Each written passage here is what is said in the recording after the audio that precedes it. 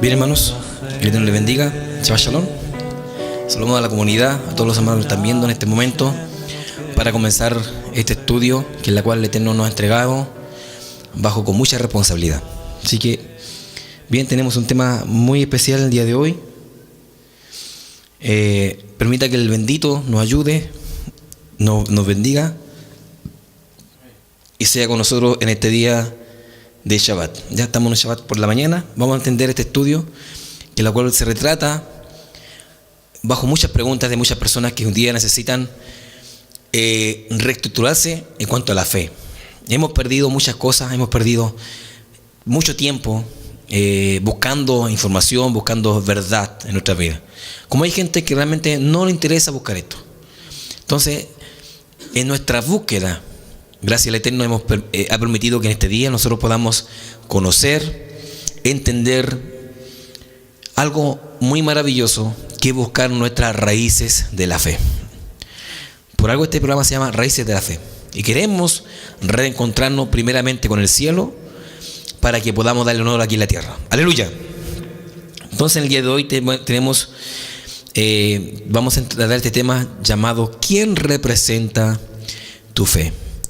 Aunque la palabra fe en el español significa la convicción que se espera, ¿cierto? La fe es algo que uno va a alcanzar. Eso es lo que mayormente nos enseñan en muchos lugares. Pero en el hebreo la palabra fe, que significa emunaj significa fidelidad, confianza, seguridad, y podemos darle a entender muchas cosas más lo que representa también la fe. La fe tiene que ver con una fe también con obediencia al Eterno. Yo tengo que creer, primeramente obedecer para creer lo que viene hacia mí. No puede haber, ¿cierto?, una creencia fácil. Creo que el Eterno, cuando da regalos, da tesoros a aquellas personas que realmente le aman con el corazón y con toda su alma. Y damos gracias al Eterno porque cada vez lo estamos testificando a través de la Escritura, ¿cierto? Que cada vez sale evidencias, no tanto evidencias, sino evidencias arqueológicas a nivel mundial de que Yeshua es el Mesías de Israel. En Israel no se le conoce con un nombre extraño más que Yeshua. Hay muchos judíos ortodoxos que hoy día no creen en Yeshua, pero saben que su nombre es Yeshua. Independiente de que crean que el Mashiach o no, ellos saben que su nombre es Yeshua. Y eso es lo importante. Lo importante es que para nosotros, lo que estamos en la diáspora, lo que estamos aquí en la dispersión, entendamos bien de que Yeshua es el Mesías y Él viene pronto por su amada Israel. Y por la iglesia que son cercanos, ¿cierto?, al pueblo de Israel.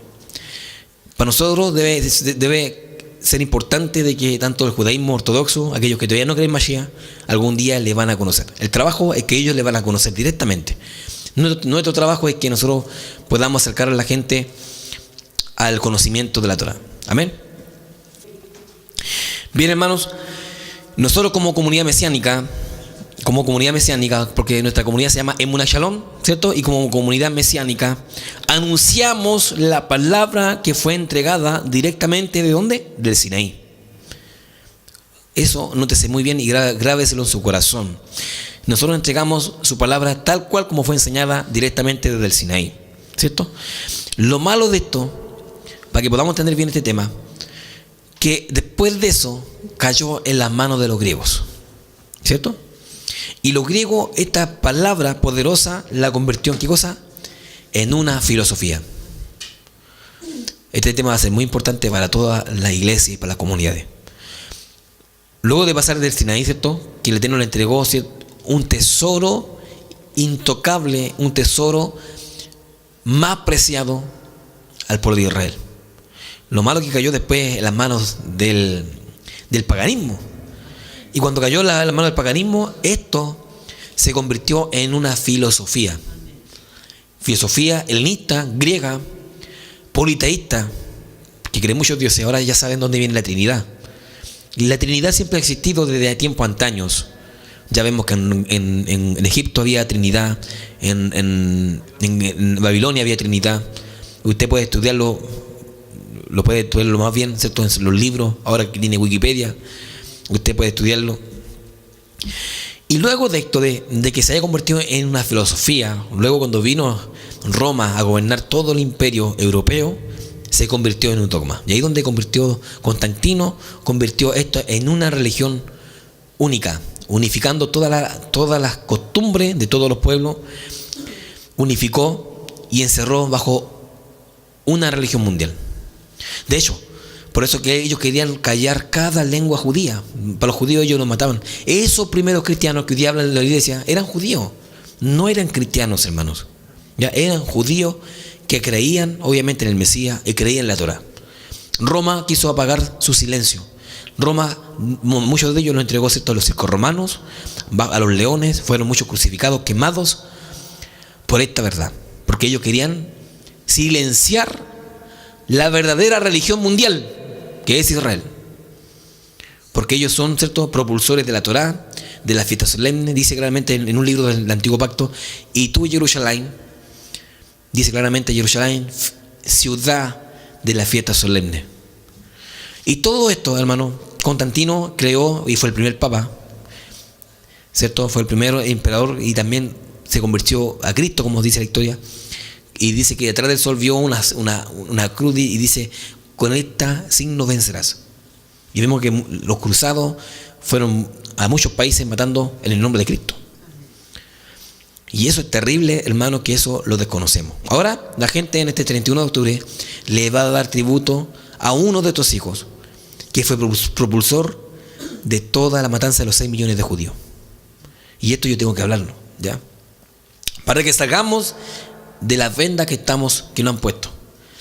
Y los líderes deben empezar a enseñar verdad esto. Usted puede buscarlo en los libros de historia. Y ahora vamos a entender la evidencia bíblica y la evidencia histórica. ¿Quiénes fueron estos padres de la iglesia? ¿Ya? Después de que Roma se haya formado un dogma, ahí ya salieron las fiestas solemnes del Eterno, empezaron a dar sus días sagrados. Ahí nació 25 de diciembre. Y no solamente ahí nació 25 de diciembre pagano, sino que ya en Egipto también había un día dedicado a un dios. Y Babilonia, ¿cierto?, a Tammuz, se le denominó como el 25 de diciembre. Quien nace el 25 de diciembre es simplemente Tammuz, hijo de Nimrod y Semiramis. Todo esto viene del paganismo babilónico antiguo. ¿Usted quiere conocer más de esto? Usted puede ir al libro de Bereshit, Génesis capítulo 10, verso 10, y se da cuenta en esa torre de Babel llamada la confusión, ¿ya? Y desgraciadamente el Eterno derribó ese torre de Babel, pero hoy en día la gente todavía la está armando y sigue estando en la confusión. Por esta razón deben hoy día restaurarse a través de la única verdad que el Eterno entregó a su pueblo. Y después de esto, hermano, después de Roma, ¿cierto?, esto fue esparcido en Europa. Ya entendemos que en Europa se integró la primera imprenta llamada la imprenta de Gutenberg, ¿cierto? Y ahí se surgieron muchos libros en la Biblia, errores de traducción, de pensamiento filosófico, tanto romano con sus dogmas, y ahí, hermano, quedó, perdón la expresión, la embarrada. Después de que esto fuera creado, ¿cierto?, todos estos libros, después llegó América. Y en América, ¿qué se hizo con esto llamado Biblia? Yo aquí tengo una Reina Valera, ¿cierto? Bueno, esto en la Torá, Brija de allá, hebreo. Aquí tengo una Reina Valera. ¿Qué es lo que se hizo en América? De esto se formó un negocio lucrativo. Ahora entendemos dónde vienen los pactos, y hoy día los pastores son ladrones. Yo no generalizo, pero sí hay muchos hombres maldadosos que hoy día sacan provecho de esta palabra que fue anunciada en el Sinaí. Provecho. Entonces, hermanos, como programa de restauración, nosotros tenemos que hablar la verdad en cuanto al mensaje que el Eterno está entregando en este momento. Entonces, hermanos, en América también se formó errores de traducciones. Ya entendemos que la Reina Valera, la que todos tenemos y la que la mayoría tiene en su casa, ya ha tenido más de 50 actualizaciones. Dese cuenta desde el primer paso que entregó la Reina Valera, cuántas revisiones ha tenido hasta el día de hoy. La última fue en el año 1960. Y yo digo, hay muchos errores de traducción. Entonces, esto, hermanos, se ha formado en un negocio lucrativo. ¿Sabe usted que se mandó la Biblia Sefer Kodesh o la Biblia de restauración, la Biblia Kadosh, a la imprenta que está allá en Costa Rica? ¿Cómo se llama la ciudad bíblica chilena? La ciudad bíblica que está allá en... y sabe usted que ellos no han querido hacer en la parte de imprenta poder formar una Biblia Kadosh. ¿Sabe por qué? Porque esa aplasta la otra Biblia Reina Valera. Y para ellos es un negocio muy lucrativo el tema de la Biblia. Ya entendemos todas las relaciones que hay. Y para esto, hermano, una Biblia, a usted le está haciendo cuánto, una Biblia de estudio con un pensamiento helénico, no hablo con un pensamiento judío, una Biblia con un pensamiento totalmente filosófico, de teología griega, le está saliendo a lo más barato 35,000 pesos. Y eso se imprentan diariamente miles de Biblias que salen a través del mundo. Dese cuenta cuánto negocio le ha entrado a ellos. Por eso que uno debe apoyar los ministerios que están sacando Biblias de restauración, para que ellos puedan, por último, comprar el tema de ¿cómo se llama?, de las hojas, y puedan imprimirse. Entonces, hermanos, eso es lo que hoy en día se ha convertido hoy día en Centroamérica. Ya vemos hoy en día, y voy a hablar públicamente esto, las mega iglesias que están en Centroamérica, ya conocemos que se llenan para puro escuchar mentiras. Hombres que enseñan el espiritismo. Dese cuenta estos hombres que hoy en día, voy a nombrarlos, Cacho Luna, Benny Hinn, con esos vestones ungidos, tira a la gente para atrás con sus vestones. Otro está vendiendo escoba ungida. Otro está vendiendo el cigarro ungido. La gente empieza a fumar el pastor y darle a la gente. O sea, cuánta mentira está existiendo en el mundo y la gente no quiere ver. Incluso la gente ora por ellos. Entonces hay que tener mucho cuidado con estos espíritus, hombres que no tienen temor del Eterno, y la gente le gusta porque se llenan esos tremendos megatemplos, habiendo en Guatemala una pobreza terrible lo que existe en Guatemala. Y vemos estos grandes megatemplos convertidos en un circo, porque otro nombre no se le puede dar. Bien, hermanos, nosotros estamos restaurando nuestra identidad. Y la identidad es porque hemos perdido nuestra identidad. ¿Quién soy? ¿Quién soy yo? Si estoy en la iglesia, ¿por qué estoy aquí? ¿Y por qué siento que el Eterno es bueno? Debo conocer por qué he sido llamado dentro de las tribus perdidas de la casa de Israel. Y la gente no ha enseñado primeramente cuál es la identidad. Como comunidad hemos hablado sobre la identidad y tenemos plenamente, certeramente lo que significa el tema de nuestra identidad, ¿cierto? Somos la oveja perdida de la casa de Israel y estamos siendo llamados a su pueblo, a su prado, con nuestro gran pastor, Yeshua, nuestro Mesías. Aunque el Mesías también se le cambiaron el nombre, también va a ser un tema para otro estudio. Bien, la iglesia no nace en el día de Pentecostés, y eso ya lo hemos estudiado para que usted pueda entender que, ¿cierto?, que la fe no lo representa ni Pedro ni Pablo, no. La fe viene obviamente desde el Sinaí. De ahí, cuando empezó a darse los 10 mandamientos, ya empezó a formarse una keilá, una congregación. Cuando el Eterno leyó el tabernáculo, yo quiero estos días que se presenten ante mí con ofrenda. Este es el Shabbat, estas son las fiestas solemnes, y de ahí comienza todo. Lo que pasó en el libro de Hechos capítulo 2 o en el día de Pentecostés solamente fue un cumplimiento profético que ya estaba en el antiguo pacto. Por eso hay que estudiar muy bien esto, hermano. Ahora entender esto, que los escatólogos, la escatología, es una rama de la teología.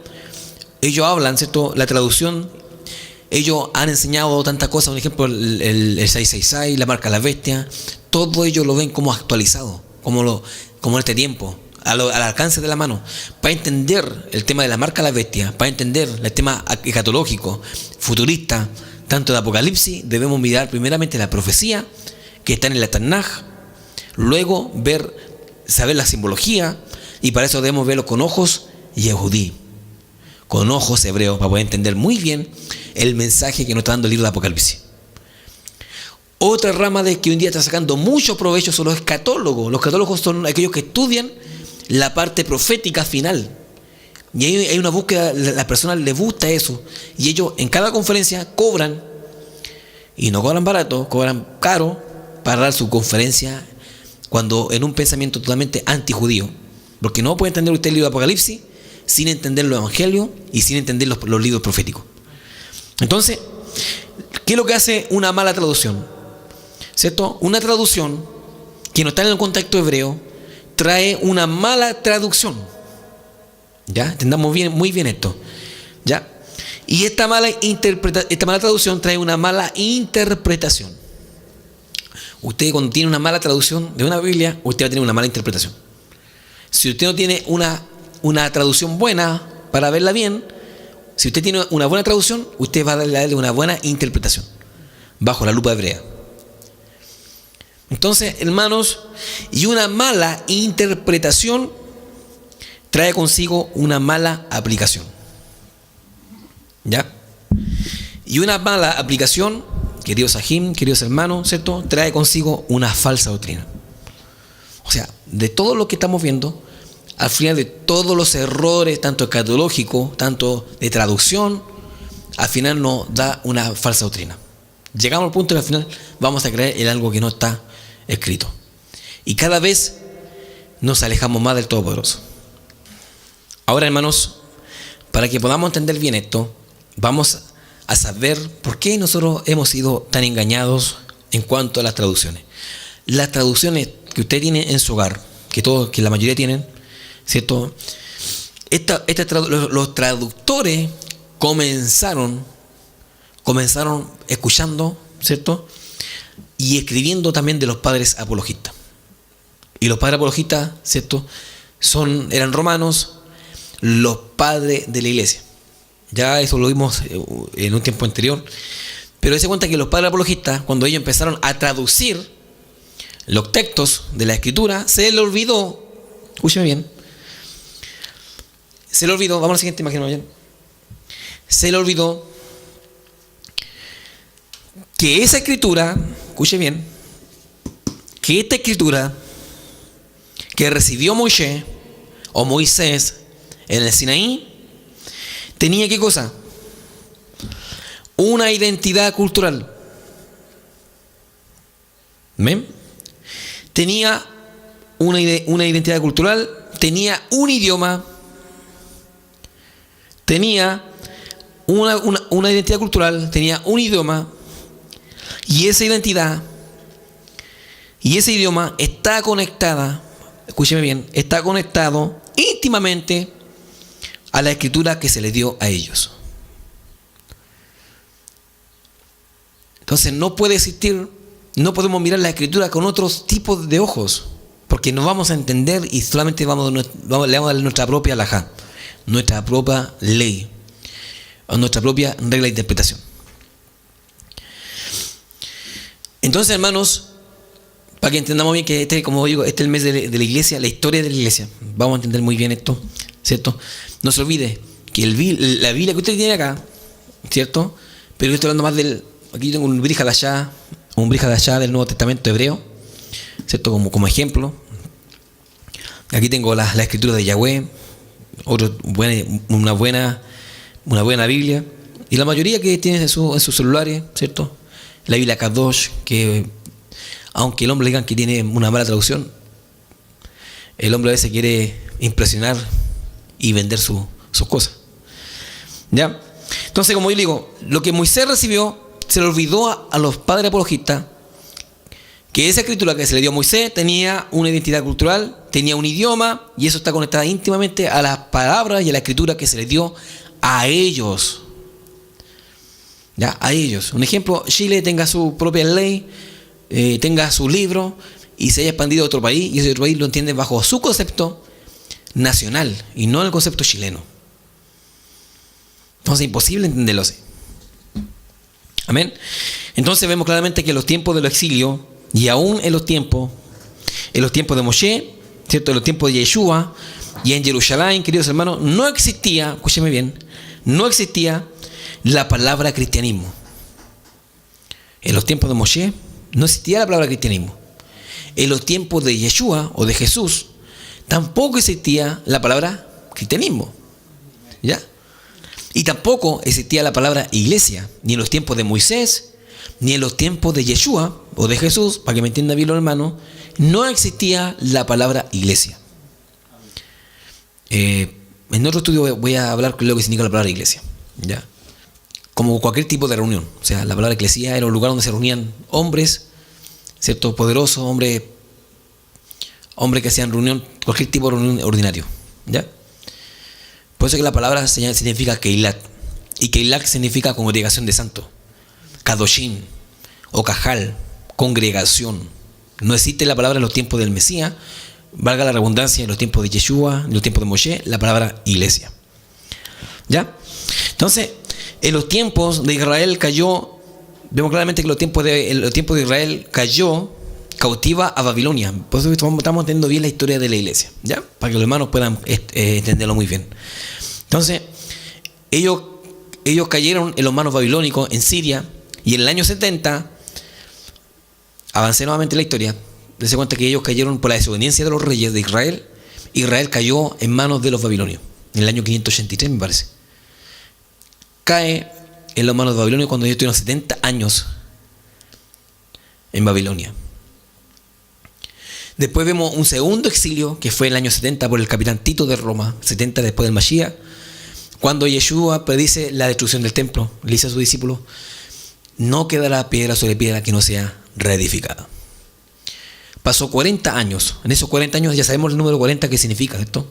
Periodo de justicia, de castigo, de muerte y periodo de prueba. Eso indica el número 40.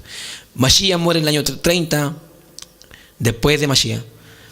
Y 40 años después, en el año 70, vino la destrucción de Jerusalén, comandado por el capitán Tito de Roma. Murieron 1 millón de judíos, y la mayoría fue a la dispersión. Y de ahí que no se conoce ya que Israel es nación. Hay una gran pena, claramente. Entonces, en ese tiempo todavía no existía la palabra iglesia, porque los antiguos creyentes de Yeshua, llamados mesiánicos, porque eran del Mashiach, no eran cristianos. Hay algo más importante que vamos a entender ahí, la palabra cristianos, ¿ya? Ellos eran mesiánicos y ellos se escondían en las cuevas para adorar al Eterno, se escondían en las casas porque no había una congregación, no existía la iglesia. Por eso que ellos estaban escondidos. Y obviamente que en Israel ya había inmigrantes griegos, había de varias partes, de Mesopotamia, de varias partes aledañas, viviendo con Israel. Por eso que cuando se entregó la Torá, en el Hechos capítulo 2, ellos empiezan a hablar en todos los idiomas por toda la gente que caminaban y hacían aliyá al templo. Entonces, hermanos, vemos claramente que en ese tiempo no existía la palabra cristianismo, sino mesiánicos, por el término de Mashiach, porque ellos que creían en Yeshua se convertían mesiánicos por el Mesías. En el hebreo significa Meshijí. Meshijí viene de mesiánicos. Entonces, hermano, ahora la palabra cristianismo viene de la palabra Cristo, cristianismo, pero el Cristo es toda deidad del Olimpo griego. Búsquelo, puede usted verlo. Un ejemplo, un hombre poderoso era un Cristo. Y Grecia tenía muchos Cristos. En Grecia, un ejemplo, tenemos al dios del mar, Poseidón, era un Cristo. Tenemos al Hades, ¿cuál es el dios del Hades? No me acuerdo cómo se llama el dios del Hades, ¿cierto? En Grecia, que también era un Cristo. Tenemos a Zeus, que también era un Cristo, Afrodita, y tenemos todos los nombres, ¿cierto?, de este pueblo politeísta que es Grecia. Entonces, hermano, todo hombre que tenía fuerza y tenía una virtud era un Cristo. Por eso que al Mashiach, como era un Mesías, un hombre que hacía milagros, se le denominó como Cristo. No porque él fuera el Cristo, sino porque en su idioma le llamaban Cristo, un poderoso de Grecia. Bien, hermanos, entonces en ese tiempo no existía toda esa cantidad de conceptos teológicos. Escúchame bien, en ese tiempo no existía, a los tiempos de Mashiach, toda esa cantidad de conceptos teológicos. Porque, como yo le digo, hermano, porque a ellos, los traductores o los padres de la iglesia, se les olvidó a quién se le entregó la Torá y su raíz.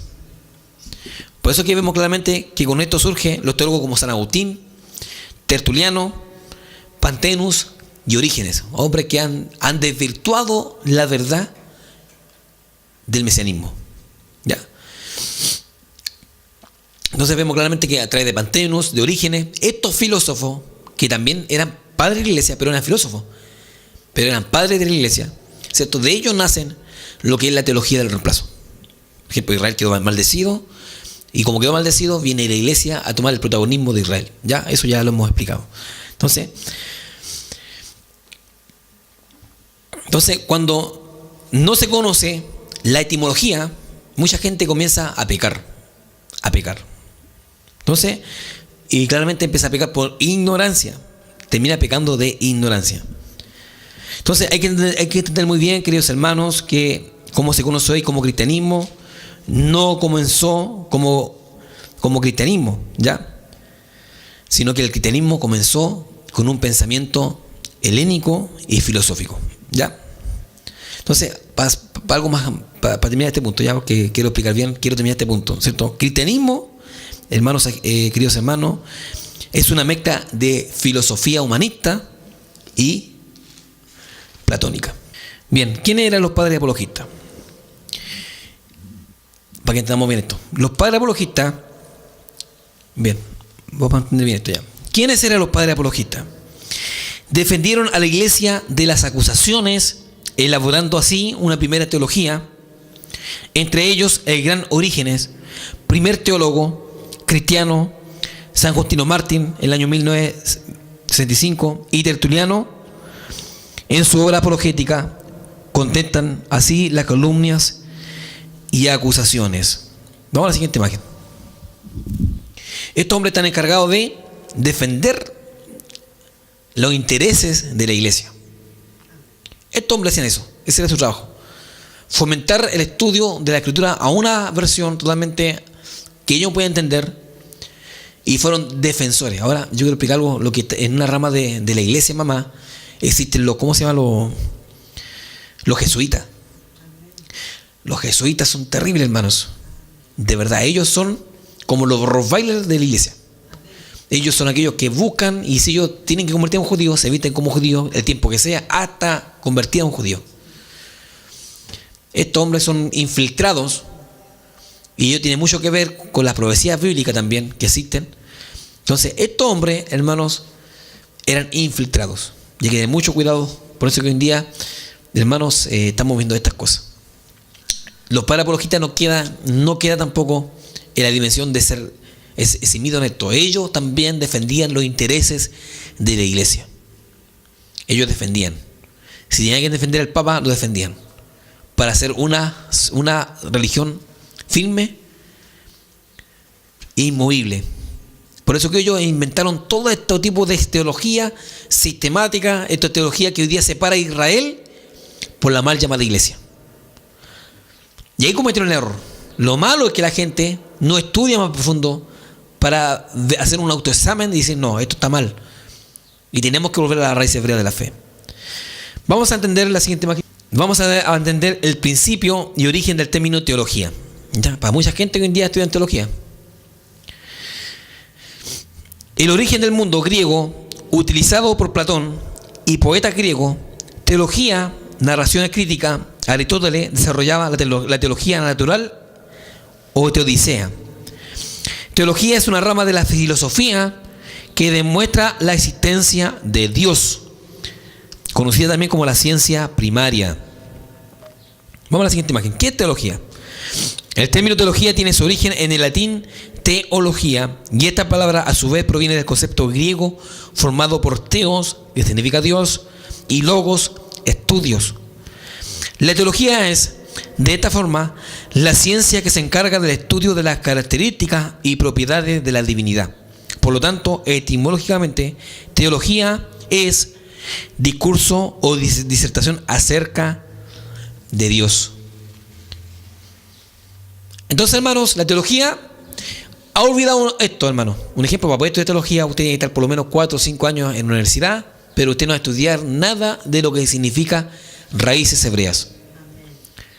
Si usted va a estudiar teología, no lo haga. Vaya a una yeshiva, a un lugar, a una sinagoga, y estudie bien. O vaya a una keila mesiánica de restauración, y usted va a entender, no va a gastar plata, porque ahí no cobramos a nadie, y doy fe de los otros roes, que ellos no cobran por enseñar. Y vaya usted con el interés de aprender la raíz hebrea. Porque si usted estudia teología, va a estudiar la filosofía de los griegos. Un ejemplo, tiempo atrás, yo escuchaba a una persona teóloga decir Vamos a la clase de teología. Y toda la gente venía y decía, hermano, ¿quién es Aristóteles? ¿Quién es Platón? Platón era un filósofo griego. Aristóteles, un filósofo griego. ¿Qué me interesa a mí quién es Aristóteles? A mí no me interesa. A mí me interesa conocer la escritura y al Mashiach. A mí no me interesa gente eterna. Por eso es que se mezcla mucho las cosas griegas con las cosas del eterno. Y eso no puede haber una mezcla. El eterno no es un eterno de mezcla. No podemos mezclar lo kadosh con lo profano. De ninguna manera. Entonces, esa es la teología. ¿Ya? Y se enseña la ciencia de Dios. O la ciencia de Zeus. Vamos a tener algo más allá. Bien, vamos a la siguiente imagen. Esta es la interpretación, nacimiento del método alegórico. Un ejemplo, Tertuliano, literal y realista, Orígenes, alegórica, y Teodoro, histórica y gramática. A base de lo que enseñaron ellos, hoy día se enseña la teología y el pensamiento filosófico. Bien, vamos a la siguiente imagen. Vamos a la origen y evolución. El término hermenéutica, del griego hermeneutik, techne, y sabemos que Hermes también fue un dios griego. ¿Ya? Un ejemplo, cuando alguien estudia hermenéutica, se está refiriendo al pensamiento de Hermes llamado hermenéutica. Le pusieron un nombre disfrazado ahí para que la gente no entienda bien. ¿Ya? Y Hermes fue un dios griego. Entonces, el término hermenéutica es el arte de explicar, traducir o interpretar. Es el arte o teoría de interpretar textos, especialmente la escritura sagrada o los textos filosóficos y artísticos.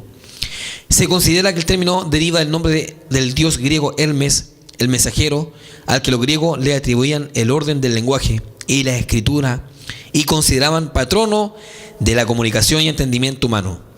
Lo cierto es que este término originalmente expresaba la comprensión y explicación de una sentencia oscura e enigmática de los dioses al oráculo, que precisaba una interpretación correcta. Vamos a la siguiente imagen. Vamos a los errores de interpretación.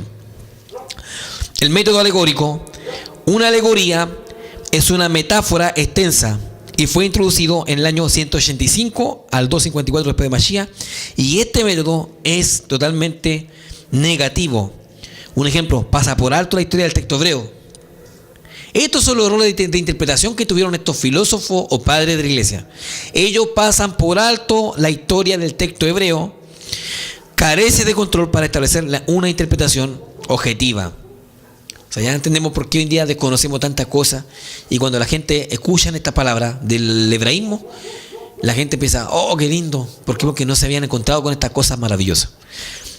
Vamos a la siguiente imagen. Los objetivos del estudio filosófico. Aquí vamos a entender los pasos de la secuencia. Observación, ¿qué dice lo que estoy leyendo? Interpretación, ¿qué significa lo que estoy leyendo? Aplicación, ¿para qué me sirve lo que estoy leyendo?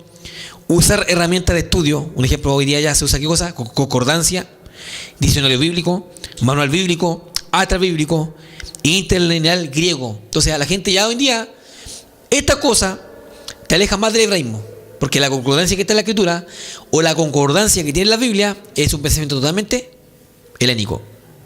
Los diccionarios bíblicos también son helénicos. Nada que ver con el pensamiento hebreo. El manual bíblico también. Y el atlas bíblico también. Entonces, de esta manera, no se puede retornar de esa manera, hermanos. Entonces es importante que empecemos a mirar esto con altura de miras, porque el área de teología a nosotros nada nos sirve. Vamos a la siguiente imagen. Vamos a conocer quién fue Tertuliano, uno de los hombres, los padres de la Reforma, también, que hoy en día también se le conoce como los padres de la iglesia, ¿cierto? Vamos a entender quién fue Tertuliano. Tertuliano vivió en el año 160 al 220 después del Mashiach, siendo uno de los cristianos más influyentes en su época. Su teología fue formativa de lo que se le conoce hoy como cristianismo. Y mira lo que escribió este hombre. Escribió un tratado titulado Contra los judíos, el cual culpó a todos los judíos por la muerte de Cristo. Ese fue un hombre que hoy en día mucha gente estudian. Usted va, un ejemplo, a estudiar teología a algún instituto teológico y ellos le explican qué fue Tertuliano, qué fue Orígenes, qué fueron los reformadores. Estos hombres lo tienen como héroes cuando estos hombres eran hombres antisemitas. Por la culpa de ellos, muchos de nuestros hermanos judíos tuvieron que morir, llegar al sepulcro por la culpa de sus libros y por el tratado aberrante que estos hombres han tenido en su vida. Por eso que vemos claramente que hoy día existen tanto alejamiento con el pueblo de Israel. La gente ya no quiere saber nada de los judíos. Ellos son los asesinos de Cristo. Cuando no entendemos bien por qué el Mesías tuvo que morir, y no entendemos bien y no conocemos realmente la historia de la iglesia. Nosotros debemos entender muy bien la historia de la iglesia, entenderla bien, estudiarla. Entonces, cuando conocemos estas cosas, se nos va toda venda. Ahora entendemos por qué hoy en día existe tanto antisemitismo en medio de las congregaciones. Amén. Vamos a ver otro hombre llamado Clemente de Alejandría. Clemente de Alejandría. Él estuvo del año 150 al 215. Enseñó este hombre, escuche bien, enseñó que la filosofía griega era la mejor y que las personas no leyeran la escritura judía por no ser filosófica. Ya, él es Clemente de Alejandría. ¿Ya? Imagínense que este hombre enseñó que la filosofía griega era la mejor. Y de verdad que a veces uno no es que se ría, pero que eso es imposible. Imposible decir, ¿cierto?, de dónde viene la raíz de la escritura y que otro hombre tome y haga otro libro diciendo que esta es mejor que esa, cuando esto es la raíz donde viene todas las cosas. Entonces esto es imposible. Decir eso. Y este hombre ya se creía el cuento. Este hombre ya sabía que era el mejor. Por eso que este hombre entregó una filosofía hacia sus estudiantes. Se cuenta que cada padre de la iglesia, ¿cierto?, cada padre de la iglesia tenía su grupo de estudiantes. Otro tenía sus universidades. Otro tenía sus escuelas. Y yo le digo una cosa. Cuando un hombre le enseña a un hombre, ese hombre le va a enseñar aquí 5. Y esos 5 le va a enseñarle a unos 10 cada uno. Y esto se va expandiendo. Por eso que hoy en día vemos claramente tanto antisemitismo en toda América Latina y en todo el mundo. Y se cuenta que, repito lo que yo dije el día de ayer en el estudio. La gente, en vez de estudiar, se pone a repetir como loro. Y repite lo mismo lo que dice su pastor, lo que dice el hermano teólogo de su iglesia, cuando no escudriñamos lo que realmente está escrito. Un ejemplo, lo que estoy hablando yo aquí, usted tiene derecho ¿a qué? A examinarlo, a reestudiarlo, a mirarlo. Usted sabe si lo cree o no lo cree, pero si usted empieza a buscarlo en evidencia y usted lo relaciona con lo verdadero, usted dice, sí, esto es verdad. Usted no puede ir creyendo todo lo que dice un líder, hermano. Usted tiene que examinarlo. Si no está escrito, no lo crea. No lo crea. Porque más que hoy día, más que se estudie, en las congregaciones se habla mucho de vanidad. Un ejemplo, yo, esto como experiencia lo digo.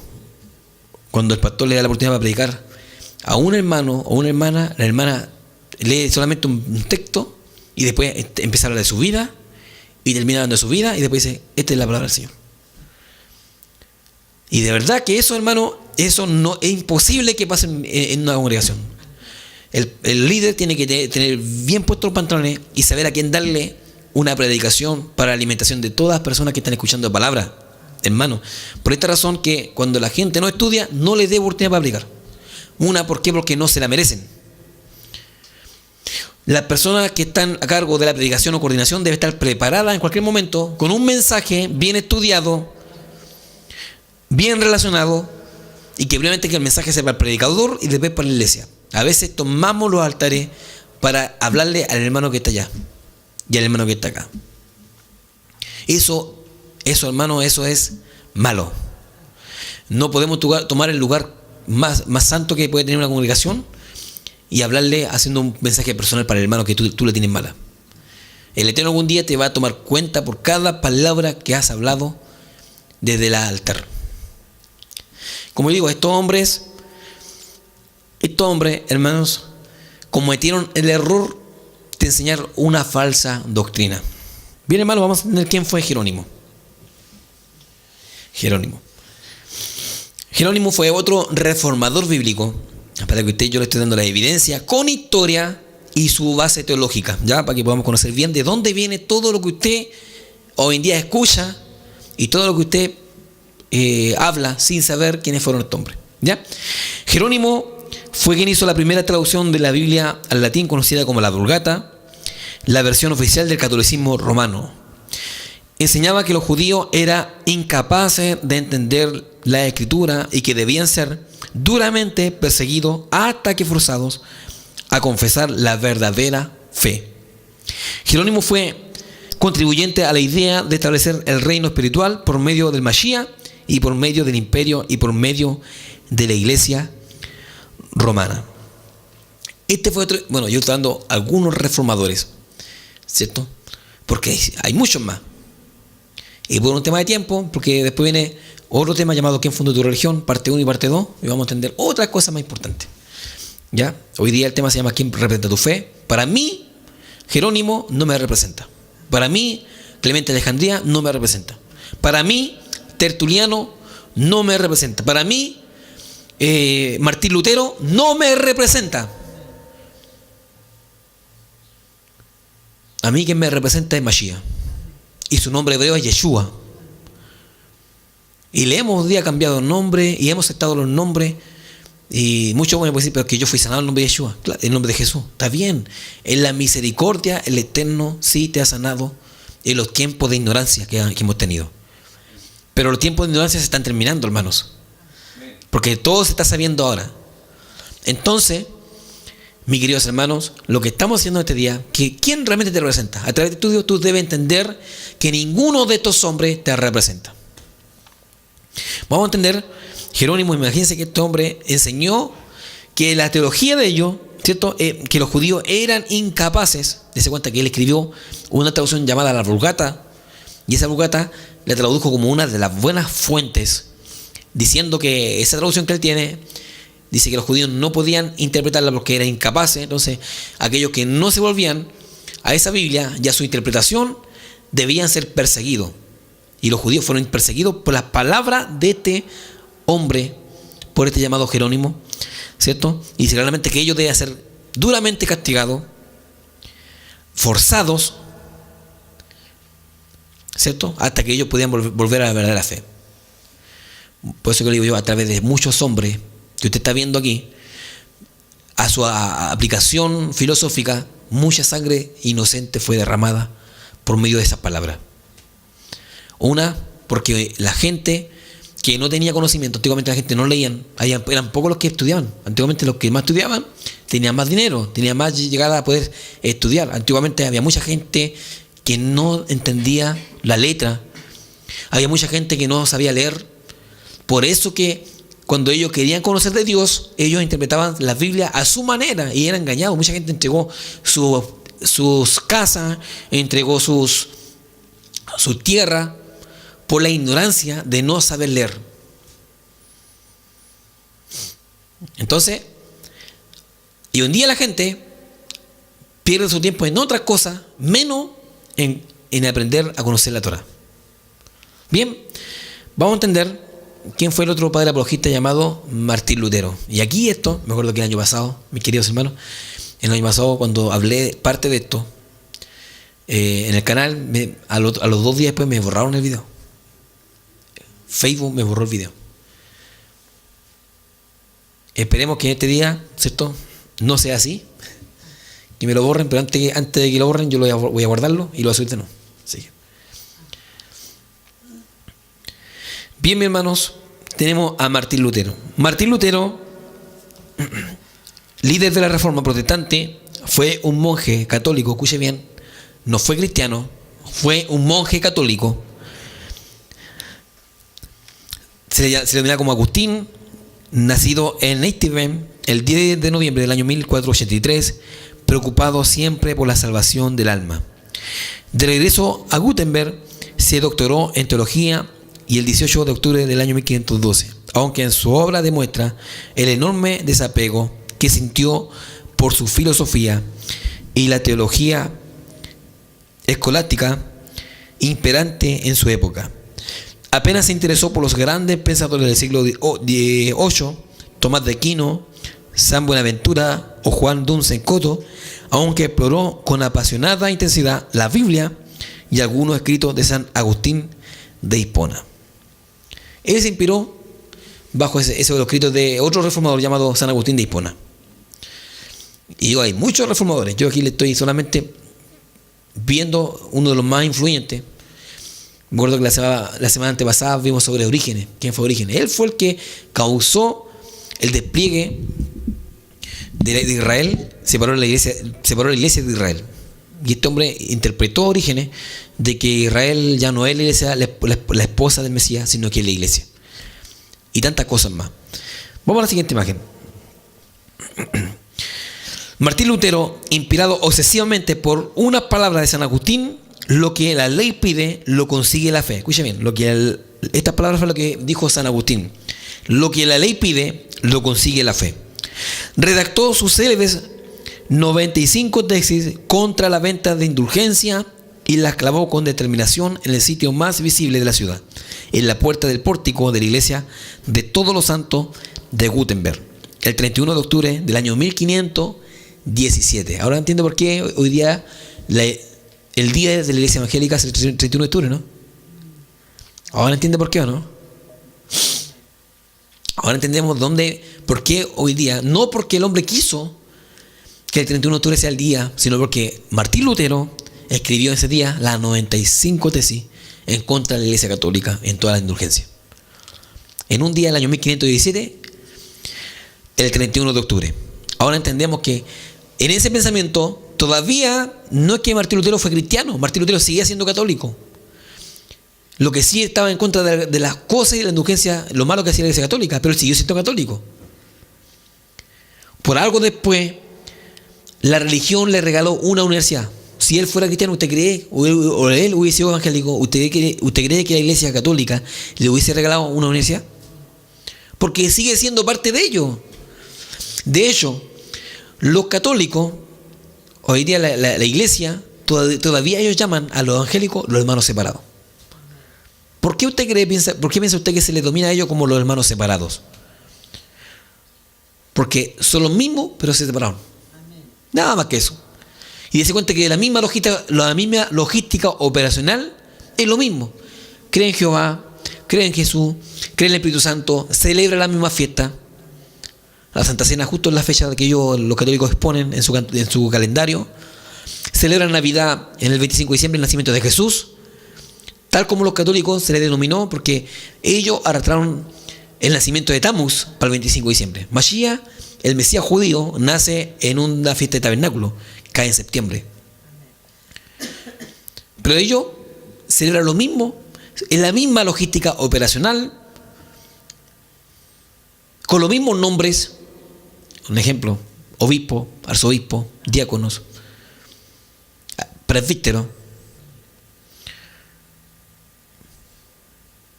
Lo único que hoy en día los cristianos no adoran imágenes. Nada más que eso. Pero cantan lo mismo. Por eso que se les dominan como los hermanos separados. Los hermanos separados. Entonces, este Martín Lutero, que nunca fue evangélico, que nunca tuvo una denominación, sino que él siguió siendo un reformador de la Iglesia Católica. ¿Ya?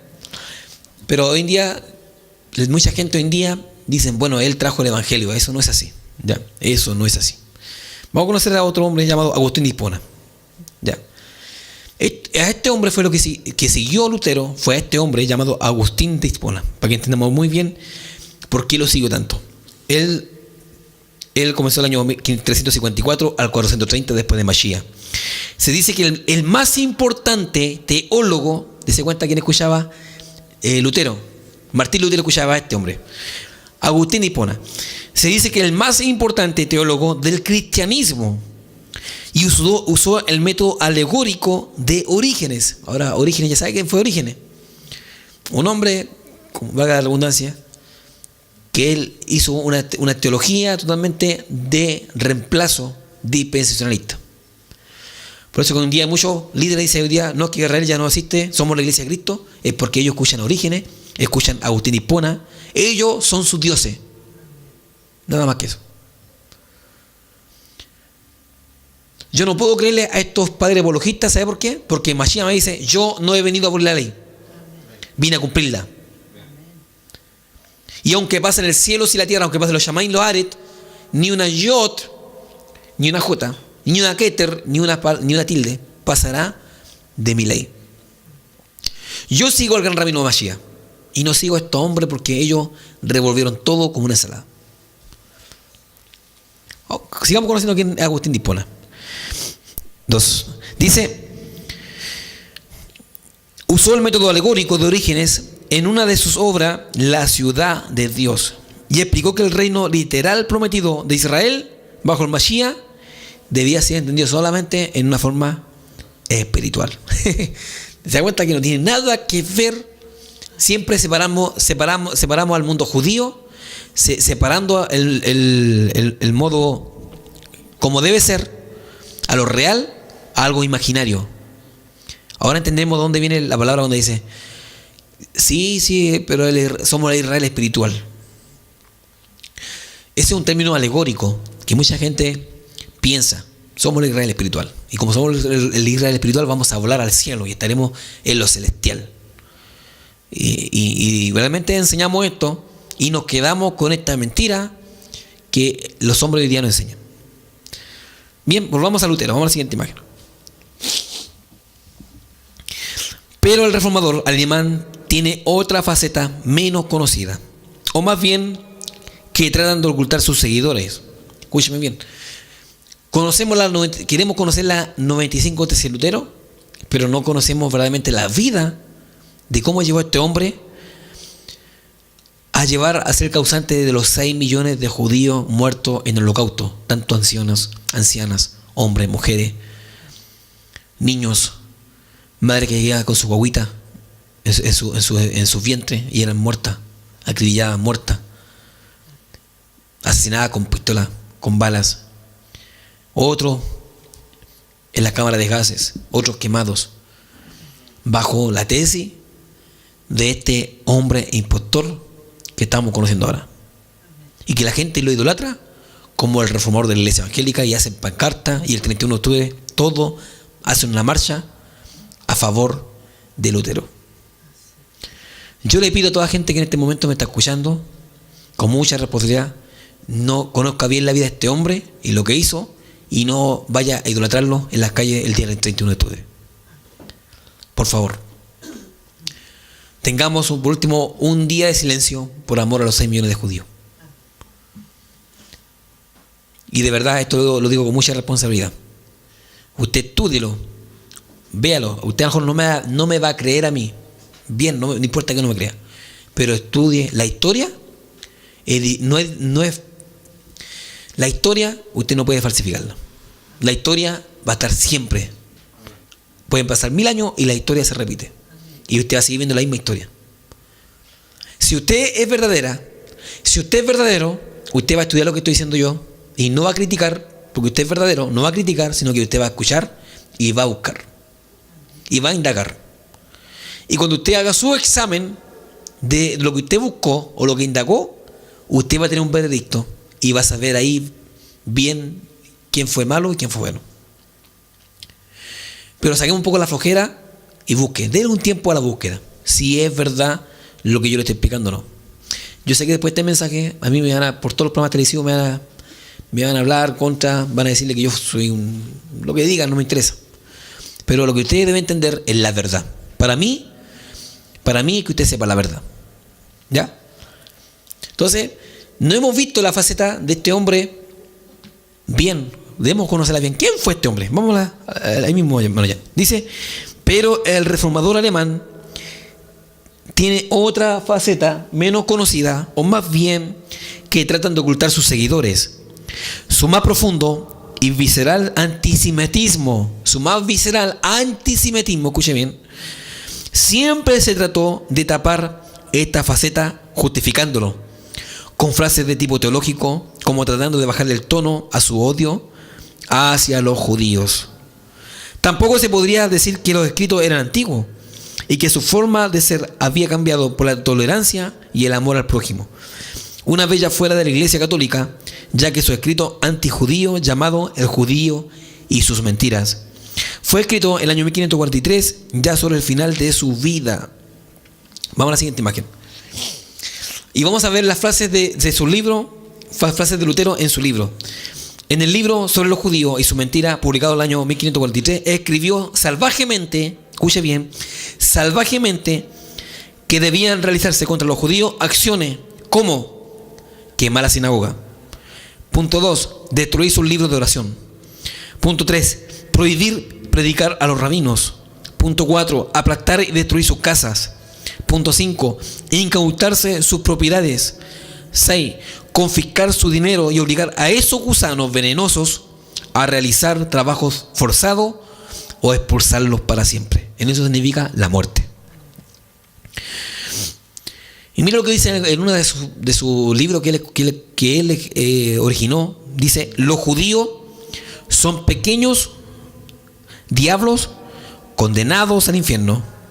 Eso usted lo puede buscarlo en su libro, en la página 32 y también la página 276 de su libro. Le estoy dando la evidencia para que usted lo busque. Y dice que las sinagogas son peores que casas de rameras. Todo ese libro llevó al antisemitismo de toda la gente, de odiar a Israel, en vez de amarlo, en vez de orar por Israel, a destruirlo.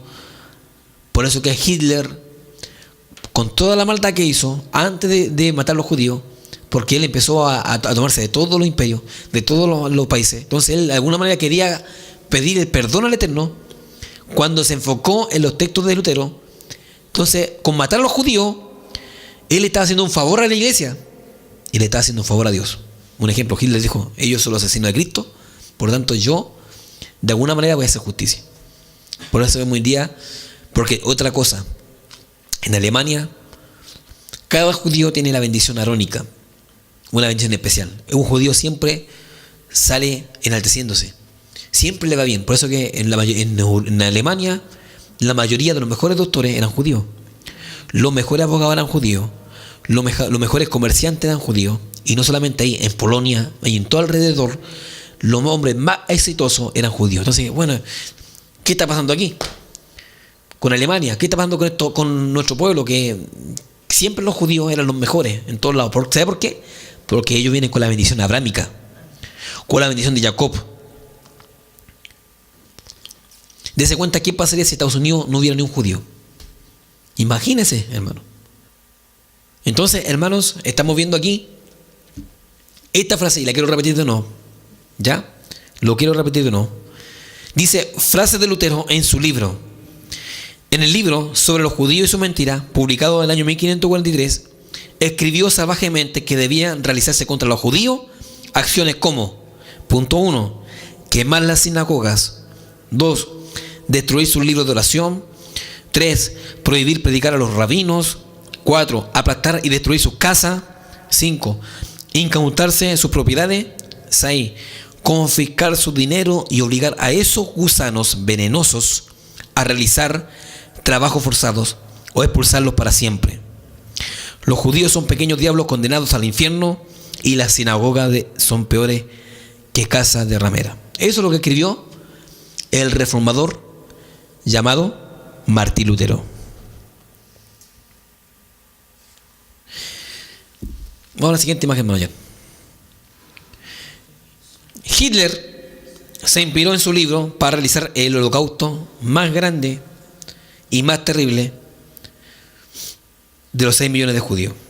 Por eso que Hitler se inspiró a estos 6 millones de judíos, matándolos miles y miles de personas, destruyéndolos, quemando su sinagoga, destruían los libros de la Torá, las quemaban, las rompían, violaban a las mujeres, a los ancianos los mataban porque no sirvían para nada.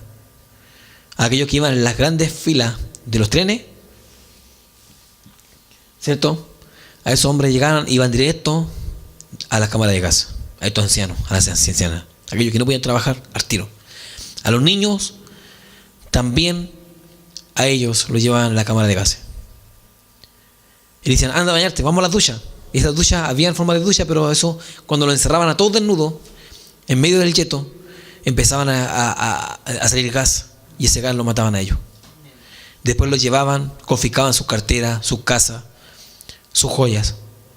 Hay una evidencia tan grande en una maleta llena de anillos, escuche bien, de anillos de matrimonio. Habían cientos, dése cuenta, cada anillo de matrimonio era una familia, un matrimonio. Pero un baúl lleno de anillos de oro, anillos matrimoniales, todos ellos de familia judía. Y ellos lo sacaban y lo guardaban eso. Guardaban en grandes maletas, y esa maleta, dése cuenta que todos esos anillos era el matrimonio de una pareja con sus hijos. 6 millones de judíos, sin contar a los homosexuales, sin contar a esto, ¿cómo se llama? Los gitanos, sin contar, hermanos, a los gitanos que también fueron muertos. Todos ellos tuvieron ahí gracia a la frase de Martín Lutero.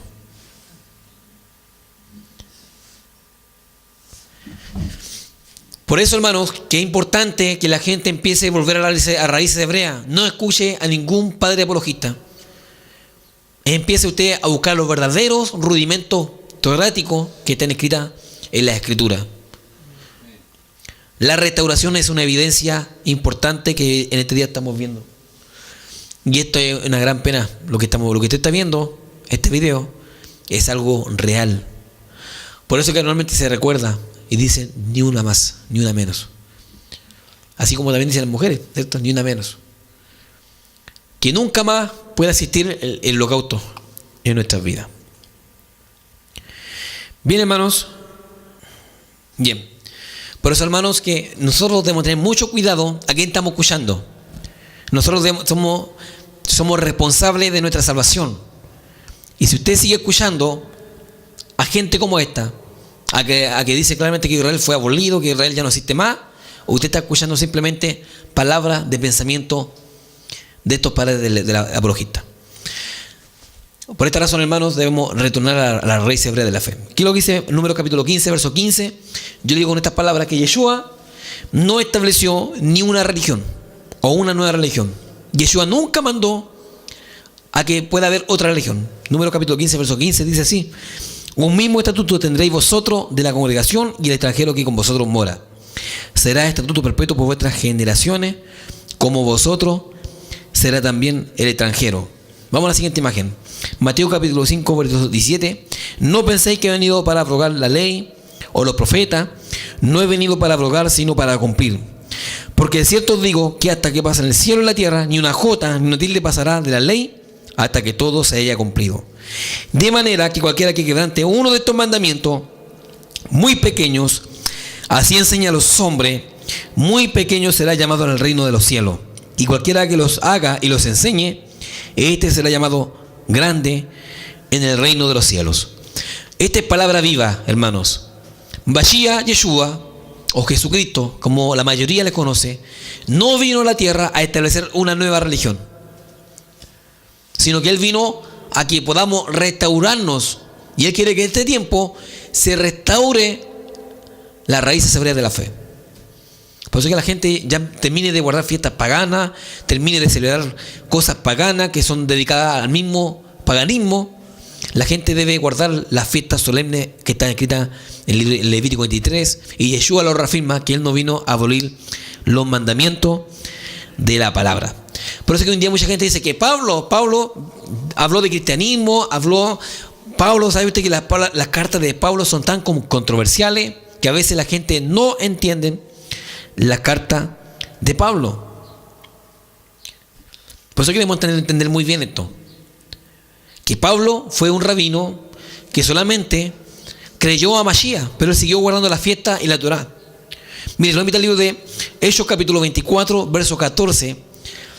Dice así el nombre de Yeshua HaMashiach, dice: pero esto te confieso, que según el camino que ellos llaman herejía, así sirvo al Dios de mi Padre, creyendo todas las cosas que en la ley y en los profetas están escritas. Por eso que hoy en día mucha gente te dicen, tú eres un hereje. A veces en nuestra familia nos tratan así. Ustedes están mal, ustedes son judíos, ustedes no tienen nada, ustedes están mal lo que están haciendo, ustedes no entienden, ustedes son falsos, ustedes de aquí, que ustedes de acá. No importa. Aquí está la respuesta que dio Pablo a esa persona. ¿Qué es lo que le dijo? Asimismo, yo sirvo al Dios de mis padres, ¿cierto? Creyendo todas las cosas que están escritas en la ley y en los profetas. Hay mucha gente que hoy día que creen que este camino es una herejía. Herejía es aquel que anda en una falsa reunión. Herejía es aquellos que llevan un mandamiento distinto, una religión distinta, una religión que no esté conforme a la Torá, conforme al Shabbat, conforme a la fiesta solemne, es una herejía. Eso sí es que es una herejía. Aquí Pablo está nuevamente hablando, ¿cierto? Que todos tenemos que conocer, ¿cierto?, al Dios de Abraham, de Isaac, de Jacob, al Dios de la Torá, ¿cierto?, y a todo lo que está escrito en la Escritura. Entonces, hermanos, mis hermanos queridos, hermanos amados, yo le hago la invitación a toda la gente que para muchos que nos llaman hereje, este es el camino, esta es la verdad. La verdad es Yeshua HaMashiach. La verdad es la Torá viviente, la Torá que nos da vida y nos lleva a una instrucción diaria, hermanos. Una instrucción que realmente el Eterno quiere que nosotros podamos aprender bien. Y tenemos que aprender bien esto. Y esto es parte de la verdad. La verdad, conocer que la gran mayoría del tiempo hemos sido engañados con cosas como esta, creyendo nuestra propia interpretación y no mirando la interpretación bíblica, torática, de lo que está escrito en la Santa Escritura. Como yo les digo, hay mucha gente que hoy en día dicen, el Dios rechazó a Israel por no creer en Jesús. Por lo tanto, ahora la iglesia es la esposa de Cristo, somos nosotros. Y yo no creo en eso. Punto uno, ¿sabe por qué no creo en eso? Porque un esposo llama a una esposa obediente, sumisa. Una esposa que tenga un vestido blanco, sin mancha, sin arruga. El Eterno está llamando a una esposa que le celebre fiesta en sus tiempos. Una esposa que le obedezca la palabra. Un ejemplo, la Torá dice claramente en Levítico 11, no comerás cerdo, pero según la iglesia que la esposa de Cristo come cerdo cuando quiere. Pero él no va a llamar a esa esposa una esposa desobediente. Que coma cerdo, que en vez de guardar Shabbat, guarde el día domingo, porque el pastor estipuló, o porque la iglesia católica, como es parte de la iglesia evangélica, instruyeron que el domingo es el día del Señor. Con esa iglesia, el Mesías no se va a casar. Con una esposa desobediente no se va a casar. Y no solamente, no digo que la religión sea la esposa, uno es la iglesia, uno es la esposa, pero si tú te alimentas no conforme a la Torá, tú no te vas a casar con el Mesías. Si tú no adoras en Shabbat, que es el día sábado, tampoco te vas a casar con Mashiach. Si celebras fiestas paganas, fiestas como Navidad, Año Nuevo y todas esas fiestas que tenemos en el calendario greco-romano, tampoco te vas a casar con Mashiach. Por eso que debes restaurarte. Este es el tiempo que nos restauremos. El tiempo que tú empieces a volver a las raíces hebreas de la fe. Y para que diga esto, ¿quién representa tu fe? ¿Quién me representa a mí? Es Yeshua HaMashiach. Y me representa la Torá de Avinu, la Torá del Eterno, Torá de Met, palabra de verdad. Esta es la que me representa a mí. Romanos capítulo 7, verso 12, dice así: de manera que la ley a la verdad es santa y el mandamiento santo, justo y bueno. ¿Quién dijo eso? Pablo dijo eso. El apóstol Shaliach Shaul, el apóstol Pablo, habla de que la verdad, ¿cierto?, que la ley es verdad y la verdad es santa. ¿Y el mandamiento qué es lo que es? Santo, justo y bueno. Ahora busquemos por qué Pablo dijo eso. Porque hoy en día mucha gente de las congregaciones dicen, mi pastor es Pablo. Pero Pablo está hablando que la ley es santa, justa y buena, perfecta. Ahora yo quiero decir algo muy enfático en esto. Mi Mesías no es Pablo. Mi Mesías es Yeshua. Y Pablo reafirmó lo que Yeshua dijo. Por lo tanto, enfócate en lo que Mashiach dice, porque a veces las cartas son muy controversiales y no entendemos muy bien las cartas de Pablo, cuesta entender, pero yo les digo, hermano, que es importante que en este tiempo usted empiece a mirar esto con altura de miras y empiece a mirar esto con verdad, con responsabilidad, porque está en juego tu salvación. Sacamos de la idolatría. Vamos al siguiente texto, Apocalipsis capítulo 22, verso 14.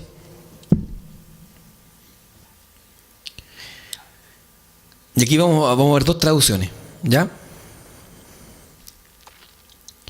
Dos traducciones. Dice la versión Reina Valera, dice, bienaventurados los que lavan su ropa para tener derecho al árbol de la vida y para entrar por las puertas de la ciudad. Amén. Miren lo que dice la versión israelita mesiánica, dice así, que bendecidos son aquellos que guardan la Torá para que así tengan derecho a comer del árbol de la vida y para entrar por la puerta de la ciudad. ¿Cambia la cosa? Cambia mucho.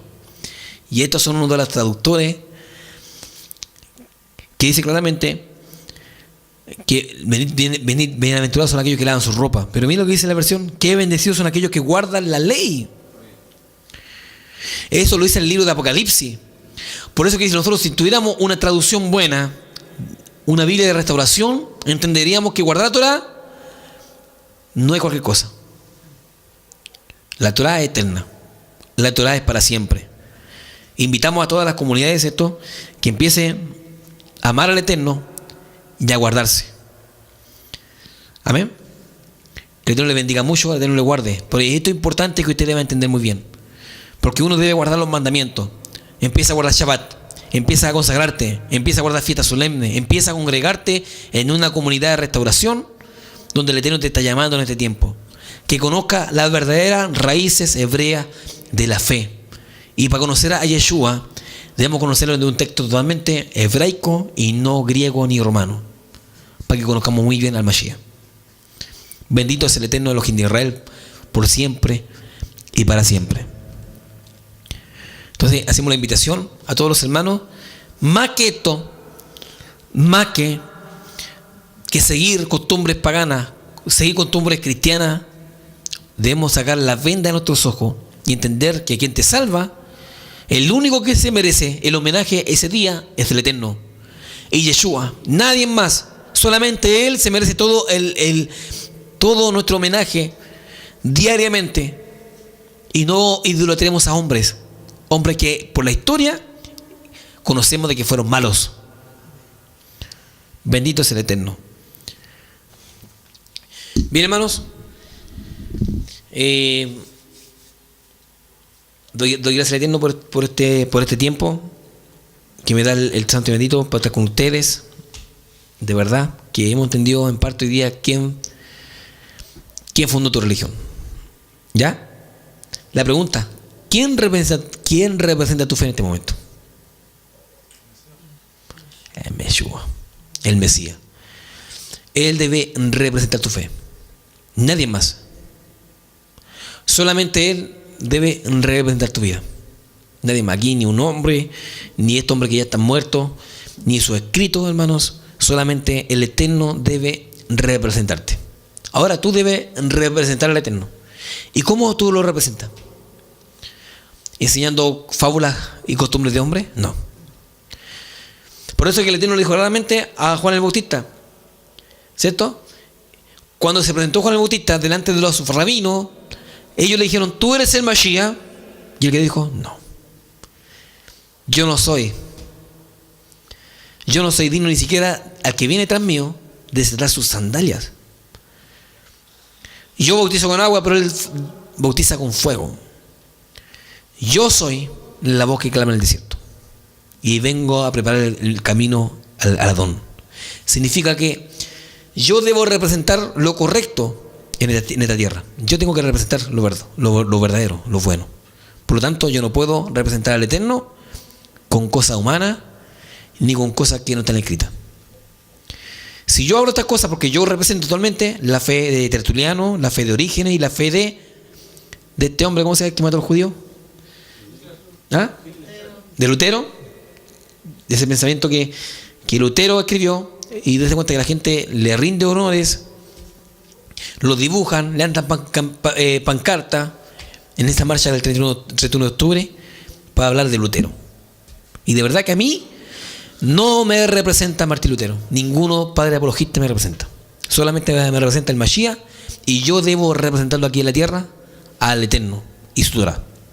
Bien, hermanos, esperando que este estudio nos pueda haber servido mucho para conocer un poco quiénes fueron, ¿cierto?, estos hombres que hoy en día, con su enseñanza, sigue habiendo odio y antisemitismo en nuestras vidas. Esta es la comunidad mesiánica de Emuná Shalom, la comunidad de la familia. El Eterno te bendiga y te guarde mucho a todos los hermanos que están viendo. Que este estudio pueda caer, ¿cierto?, en una buena aceptación para tu vida, que tú puedas leer y empieces a escudriñar, para que el Eterno tú puedas renacer nuevamente para el Eterno. Que el Eterno cada día haga resplandecer su rostro sobre ti, te guarde y empieza a buscar tus raíces hebreas de la fe. Invitamos a todos los hermanos, ¿cierto?, que nos están viendo, a que pueda conocer las raíces del Eterno, las raíces hebreas de la fe, y que conozcas al Mesías judío como corresponde. Te invitamos en el nombre de Yeshua HaMashiach. Amén. El boicot contra los ciudadanos judíos y la destrucción de sus tiendas ante los ojos de todos. El asesinato de millones comenzó como una incitación al odio. Martín Lutero había escrito en Sobre los judíos y sus mentiras que estos estaban llenos de maldad, de veneno y del espíritu del demonio. Dice en ese libro literalmente: contra los judíos hay que realizar acciones como quemar sus sinagogas. Yo aconsejo que sus casas sean arrasadas y destruidas, y entierren y cubran con tierra todo aquello que no se pueda quemar. Que a sus rabinos se les prohíba enseñar bajo pena de pérdida de vida. Yo les sacaría la lengua de la garganta. Los judíos, en una palabra, no deben ser tolerados. En 1933, casi 2/3 de los alemanes eran protestantes. Alrededor de 1/3 católicos. La iglesia evangélica se precipitó con expresiones de lealtad y alegría por el ascenso de Hitler como canciller. La propaganda nazi recurre a Lutero, y todo esto se acrecienta de una forma prácticamente grotesca hasta los juicios de Nuremberg. En el año 1946 alegaron en verdad que ellos no habían hecho otra cosa más que ejecutar lo que Martín Lutero había ordenado 4 centurias antes, la exterminación del pueblo judío. Ellos se defendieron diciendo: nosotros no hemos hecho nada más que lo que Lutero ha ordenado que hiciéramos hace 400 años. Hitler utilizó el escrito de Lutero contra los judíos para influir negativamente en el pueblo alemán, en aquel entonces mayoritariamente luterano. Al final, el balance fue 6 millones de judíos asesinados. Por eso el pueblo alemán pudo participar sin el menor cargo de conciencia de lo que estaba aconteciendo, porque ya el espíritu de Lutero lo había firmado en el corazón y en la mente de todo el pueblo alemán.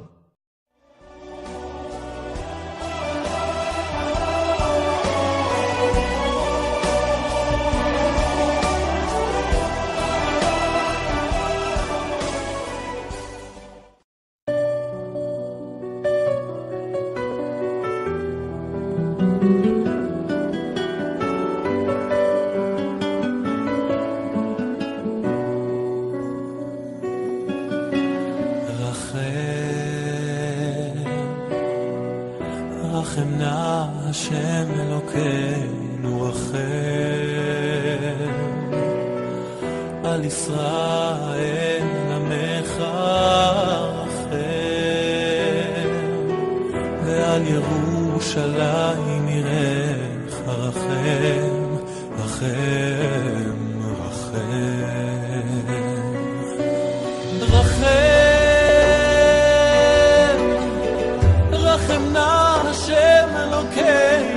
אחר על ישראל עמך רחם ועל ירושלים יראך רחם רחם רחם על ציון משכן כבודך ועל מלכות בדוד משיחך ועל הבית הגדול והקדוש